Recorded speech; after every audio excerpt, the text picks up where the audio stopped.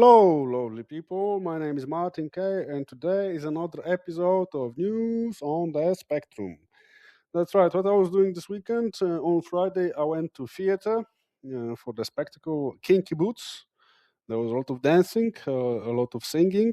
Well, one person couldn't sing at all, but the rest of them did a very, very good job.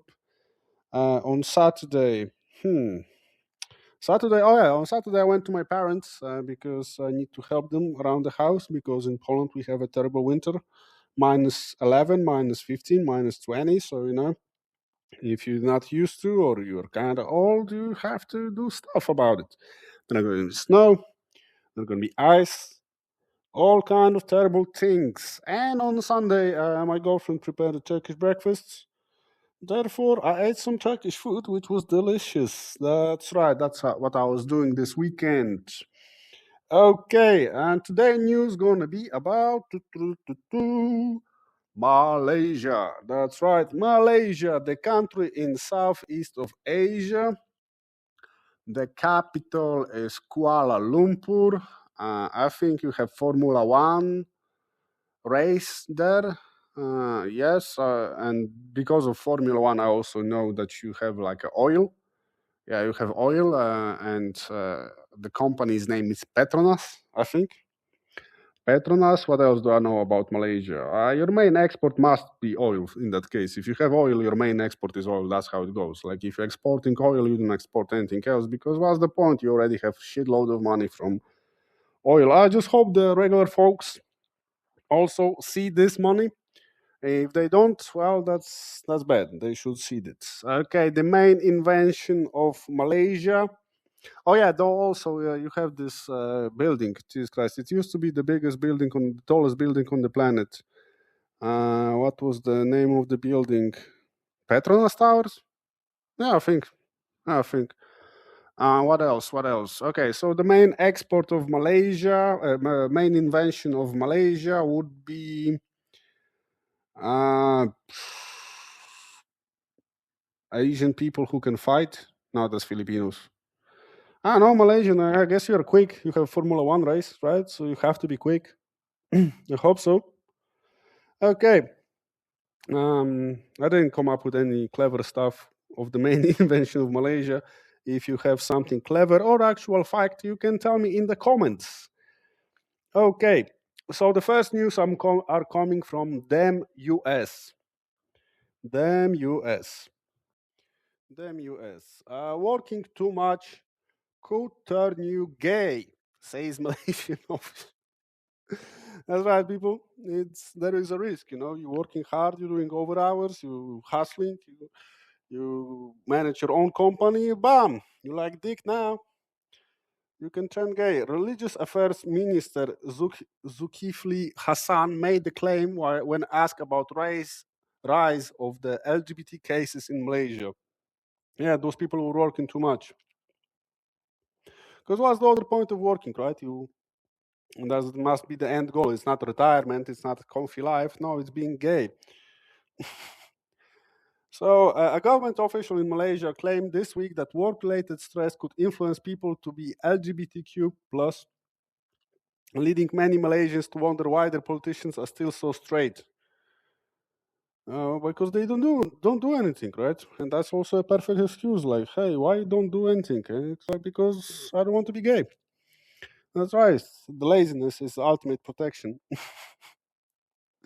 Malaysian social media had a field day this week when Religious Affairs Minister Zulkifli Hassan made the mind-boggling claim that increased stress on the job can lead the LGBTQ behavior. Societal influence, sexual experience, work stress, and other personal factors come under this category of possible causes. Zulkifli wrote in the parliamentary reply. He went to claim that in 2017 study had shown that combination of those factors can contribute to the increase of LGBTX. Damn. Therefore, if you see your friend working next to you and he's working too hard, you have to wonder if is he doing it for himself or is he doing it for the dick? So the minister made some remarks while responding to a question from a member of the Malaysian Islamic Party who asked for the information on LGBTQ. And blah blah blah. Homosexuality is illegal in Malaysia as same as being transgender. So basically, this misinformation reinforced from the assumption that LGBT people's sexual orientation, gender identity can be correct, changed, or not real, or as valid as cisgender heterosexual identities. Yeah, if I actually think about it, I never met like a broke gay person in my life. Never. They always have a lot of money, and now I realize why. Because they are working so goddamn hard. Said Tulaga Su. Oh my god, this last name Sulahitirech,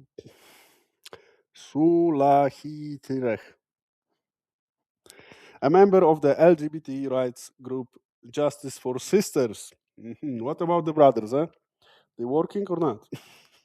Actually, nowadays you don't call them people gay. It's like, yo, are you a hard worker? Yes, it means you are gay.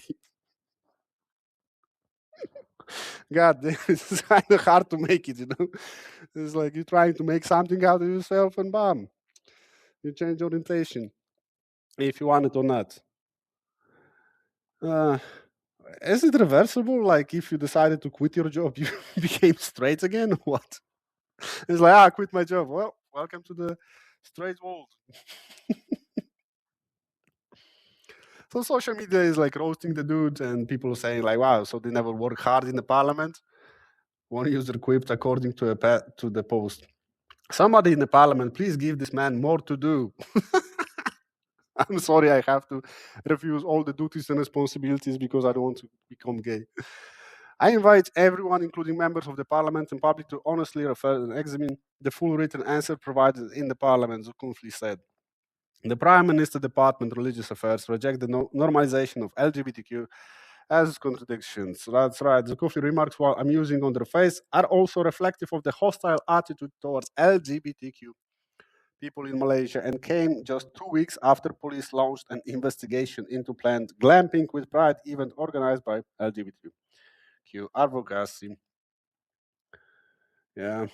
All right, people. Which means if you want, if you want to change, you can just, be gay. That's it. Or you can just work hard to do it. Okay. Second news are coming from Oddity Central. A man launches villain for hire services that lets clients pose as heroes. Oh shit, let's go. Villain for hires. A Malaysian man has sparked controversy on social media by announcing an ingenious services when he rents himself out as a villain that harasses client partners, allowing the latter to pose as heroes by confronting him. That's right. You're going with your girlfriend. Someone is trying to make a fight or something, harassing your girlfriend. He's like, no, fuck you, ho ho, use some karate, and voila, the villain is defeated. You are a hero in your girlfriend's eyes, and you have some good sex that night. Earlier this month, a 20-year-old Sazali Sulaiman took Malaysian social media by storm by announcing a villain for hire, a service that would allow clients to show off their masculinity and make a big impression of their partners or some romantic crushes. This service would be great if I would be 9. If I would be 9-year-old, that was my imagination of how all the relationships and all the romantic stuff works. Like, the girl is oppressed and I'm trying to save her. When you're 9, that makes perfectly sense. After being told that his unkempt long hair and biker clothing make him look like a gang member, Suleiman was inspired to start a service that relied on physical appearance to make profits. For a fee, clients can set up a time and place where he would show up and pick up their partner, just giving them a chance to intervene. When a boyfriend went to the bathroom, I pretended to harass his girlfriend. When he came back, he confronted me like a hero. Oh, shit. Sulaiman described in the recent episode of Shopping Center in Ipoh. The young man's unique service went viral on social media, dividing people into two camps. Those who praise Sulaiman into thinking outside the box and having a hustle mentality, And those who criticize him for potentially breaking the law and harassing people, well, he doesn't exactly harass them. It's a service, all right? It costs some money. Shazali responded to his critic that it's all just an act like a WWE, American Wrestling. No one gets hurt, and I'm the only loser. And the service costs $22 on the weekdays and uh, around $25 during weekends. And the location has to be in his native city of Ipoh, and the travel costs also have to be covered. That's right. So sometimes when you see a fight on the street, keep in mind it may be fake. And now is the time for news from Czechoslovakia. Czechoslovakia still doesn't exist.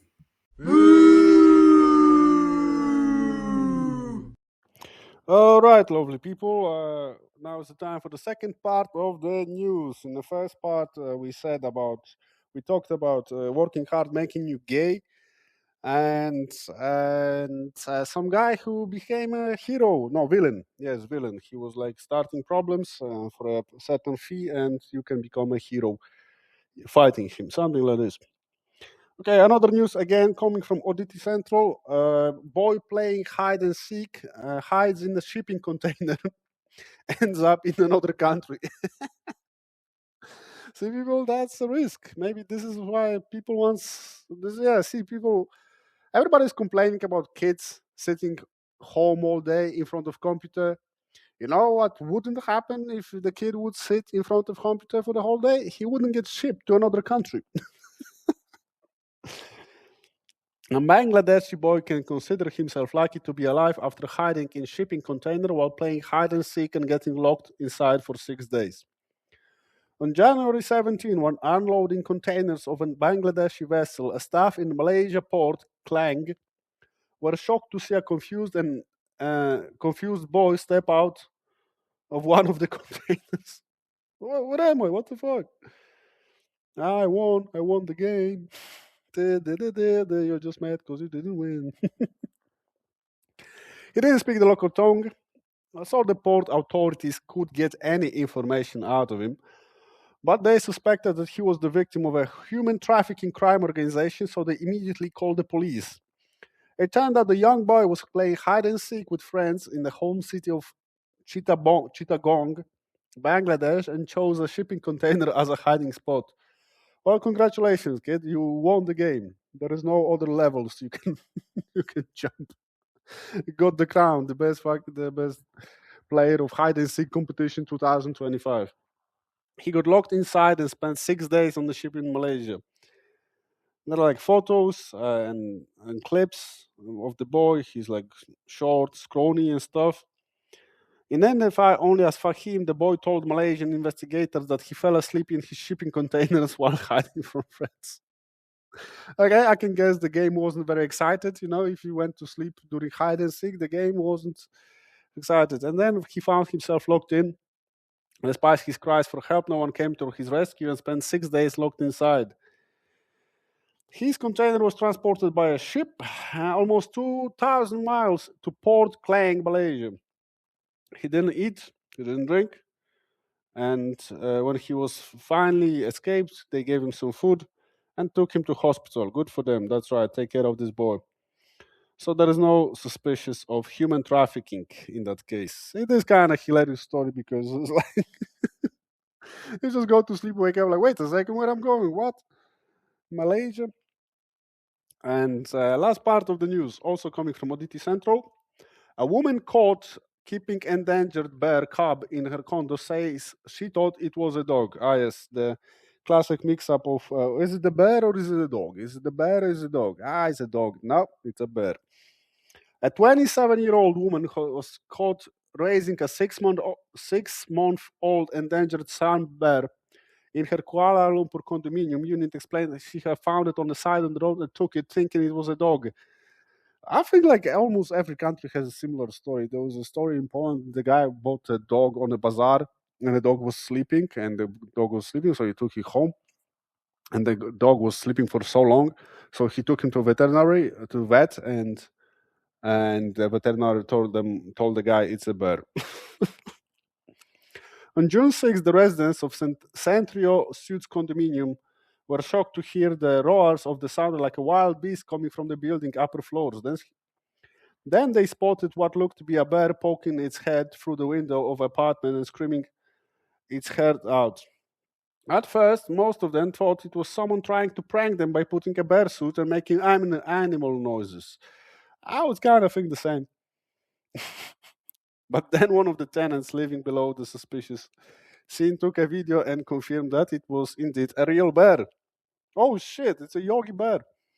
One of the neighbors called the authorities. They thought it was a prank, but it wasn't. When the wild police and wildlife experts arrived to the scene, discovered that the bear had been locked in the unit by itself. The owner had gone to her home village for holidays.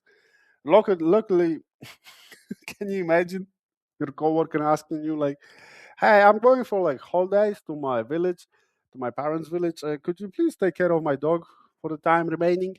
And you're just going to trying to feed the dog, but it's not a dog; it's a bear.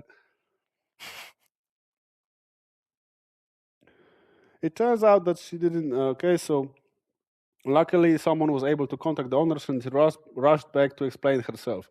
It turns out that she didn't intend to keep the animal for too long, just until it regained enough strength to be handed over to a local zoo. Actually, I found the bear cub roadside in a weak condition, and the owner of the condominium unit told the authorities.